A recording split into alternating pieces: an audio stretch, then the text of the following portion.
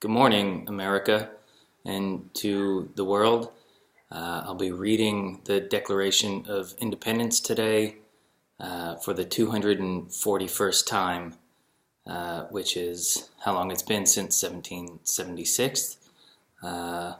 Before I get started, I would just like to let you know that we're sponsored today by Axe Signature Classic Look definition wax, reminding you to find your magic. In Congress, July 4th, 1776, the unanimous declaration of the 13 United States of America. When in the course of human events it becomes necessary for one people to dissolve the political bands which have connected them with another, and to assume among the powers of the earth the separate and equal station to which the laws of nature and of nature's God entitle them, a decent respect to the opinions of mankind requires that they should declare the causes which impel them to the separation. We hold these truths to be self-evident, that all men are created equal, that they are endowed by their Creator with certain unalienable rights, that among these are life, liberty, and the pursuit of happiness, that to secure these rights, governments are instituted among men, deriving their powers from the consent of the governed, that whenever any form of government becomes destructive of these ends, it is the right of the people to alter or to abolish it, and to institute new government, laying its foundation on such principles and organizing its powers in such form as to them shall seem most likely to affect their safety and happiness. Prudence, indeed, will dictate that governments long established should not be changed for light and transient causes, and accordingly all experience hath shewn that mankind are more disposed to suffer, while evils are sufferable, than to right themselves by abolishing the forms to which they are accustomed. But when a long train of abuses and usurpations, pursuing invariably the same object, evinces a design to reduce them under absolute despotism, it is their right, it is their duty, to throw off such government, and to provide new guards for their future security. Such has been the patient sufferance of these colonies, and such is now the necessity which constrains them to alter their former systems of government. The history of the present King of Great Britain is a history of repeated injuries and usurpations, all having in direct object the establishment of an absolute tyranny over these states.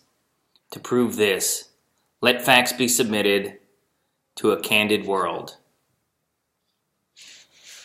But first, I would just like to remind you our sponsor today is Axe, with hints of iced mint and ginger body wash.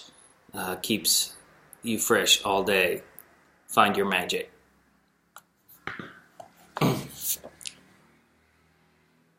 To prove these, let facts be submitted to a candid world. He has refused his assent to laws, the most wholesome and necessary for the public good. He has forbidden his governors to pass laws of immediate and pressing importance, unless suspended in their operation till his assent should be obtained, and when so suspended, he has utterly neglected to attend them. He has refused to pass other laws for the accommodation of large districts of people, unless those people would relinquish the right of representation in the legislature, a right inestimable to them and formidable to tyrants only. He has called together legislative bodies at places unusual, uncomfortable, and distant from the depository of their public records for the sole purpose of fatiguing them into compliance with his measures. He has dissolved representative houses reportedly for opposing with many firmness his invasions on the rights of people. He has refused for a long time such dissolutions to cause others to be elected, whereby the legislative powers, incapable of annihilation, have returned to the people at large for their exercise, the state remaining in meantime exposed to all the dangers of invasion without and convulsions within. He has endeavored to prevent the population of these states, for that purpose obstructing the laws for naturalization of foreigners, refusing to pass others, encourage their migration.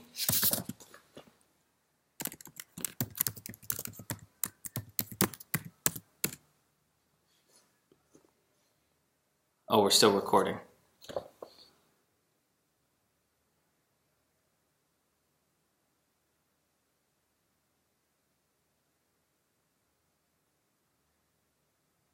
He has obstructed the administration of justice by refusing his assent to laws for establishing judiciary powers.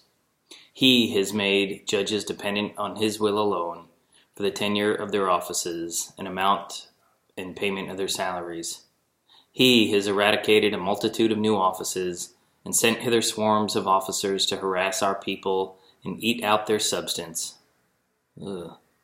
He has kept among us in times of peace standing armies without the consent of our legislatures. He has effected to render the military independent of and superior civil power. He has combined with others to subject us to a jurisdiction foreign to our Constitution and acknowledged by our laws, given his assent to their acts of pretend legislation. For quartering large bodies of armed troops among us, for protecting them by a mock trial from punishment for any murders which they should commit on inhabitants of these states, for cutting off our trade with all parts of the world, for imposing taxes on us without our consent, for depriving us in many cases of the benefits of trial by jury, for transporting us beyond seas to be tried for pretend offenses, for abolishing the free system of English laws in a neighboring province, establishing therein an arbitrary government and enlarging its boundaries so as to render it at once an example and fit instrument of introducing the same absolute rule in these colonies, for taking away our charters, abolishing our most valuable laws, and altering fundamentally the forms of our government, for suspending our own legislatures and declaring themselves invested with power to legislate for all in all cases whatsoever. He has abdicated government here by declaring us out of the protection and waging war against us. He has plundered our seas, ravaged our coasts, burnt our towers, and destroyed the lives of our people. He is at this time transporting large armies of foreign mercenaries to complete the works of death, desolation, and tyranny, already begun with circumstances of cruelty and perfidy scarcely paralleled in the most barbarous ages, and totally unworthy of the head of a civilized nation. He has constrained our fellow citizens, taken captive on the high seas, to bear arms against their country, to become the executioners of their friends and brethren, or to fall themselves by their hands. He has excited domestic insurrections amongst us, and he has endeavored to bring on the inhabitants of our frontiers the merciless Indian savages, who know rule of warfare is an undistinguished destruction of all ages, sexes, and conditions. In every stage of these oppressions, we have petitioned for redress in the most humble terms. Our repeated petitions have been answered only by repeated injury. A prince whose character is thus marked by every act which may define a tyrant is unfit to be a ruler of free people. Nor have we been wanting in attentions to our British brethren. We have warned them from time to time of attempts by their legislature to extend an unwarranted jurisdiction over us. We've reminded them of the circumstances of our emigration and settlement here. We've appealed to their native justice and magnanimity,